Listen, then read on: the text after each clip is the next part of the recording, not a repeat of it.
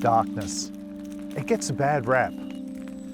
For many people, darkness represents fear, the unknown, the unseen. But for other people, darkness is beautiful. Darkness is the place to dream. Darkness is the uncluttered space where you can allow your imagination to fly. First Nations people understood the heavens. They knew about the stars.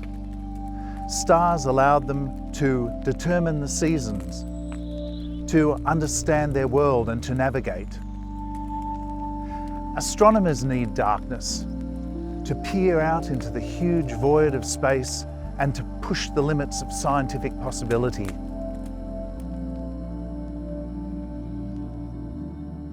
Too much artificial light is threatening darkness all across the planet. Light pollution is the fastest growing pollutant on Earth, and it's growing every year.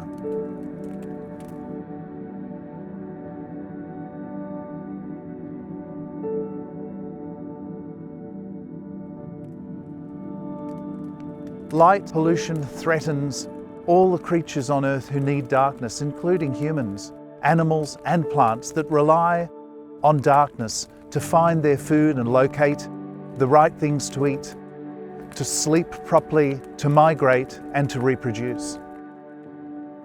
One very important small navigator in our region is the bogong moth, which needs darkness to cross Australia and to arrive every year in vast numbers in the Australian Alps in spring, where it becomes a critical food source for the tiny mountain pygmy possum just waking up from its winter hibernation beneath the snow.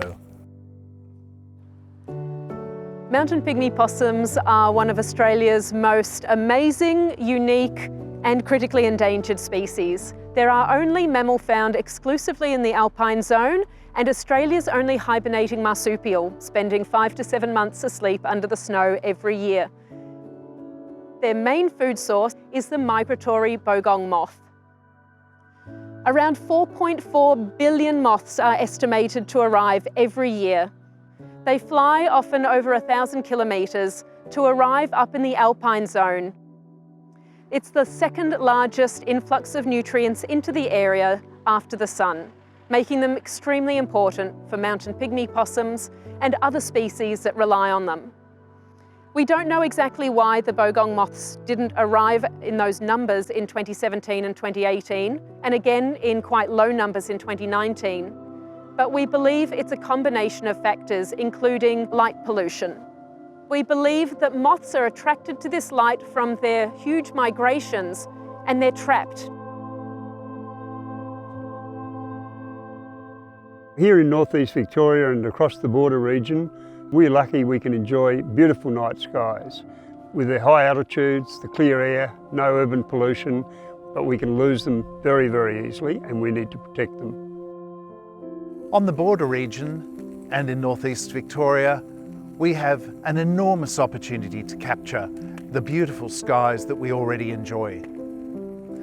Lonely Planet has just released a guidebook which tells people about the best places in the world to enjoy the dark night sky, and recognising a growing market of people who want to enjoy all of nature, including the night skies and the darkness.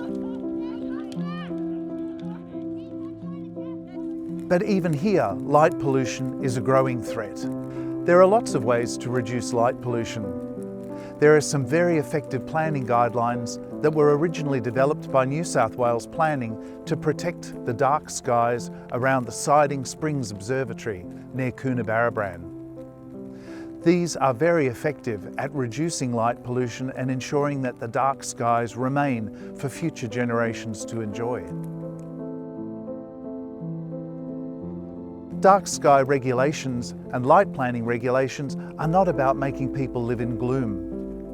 They're about ensuring that only the amount of light that is required for the task at hand is used, and that there is no light spill sideways or upwards into the sky that potentially could destroy darkness for all of us forever. These dark sky regulations are being adopted voluntarily by many progressive local governments all around Australia, including in New South Wales, Western Australia and Queensland. Local government is critically important for taking action to help protect dark skies, but we all have a role to play. So wherever possible, please turn off those unnecessary outdoor lights. Help beautiful animals like the mountain pygmy possum and the bogong moth.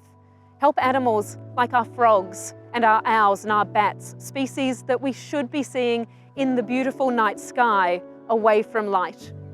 Darkness is critically important. Darkness is something that we all need to protect, and we must protect it actively. But before we do anything, let's just take out time tonight, and the first thing is to walk outside and look up at the night sky and drink in that beautiful, peaceful, uncluttered darkness. And remember that this is something that we share with all life on Earth.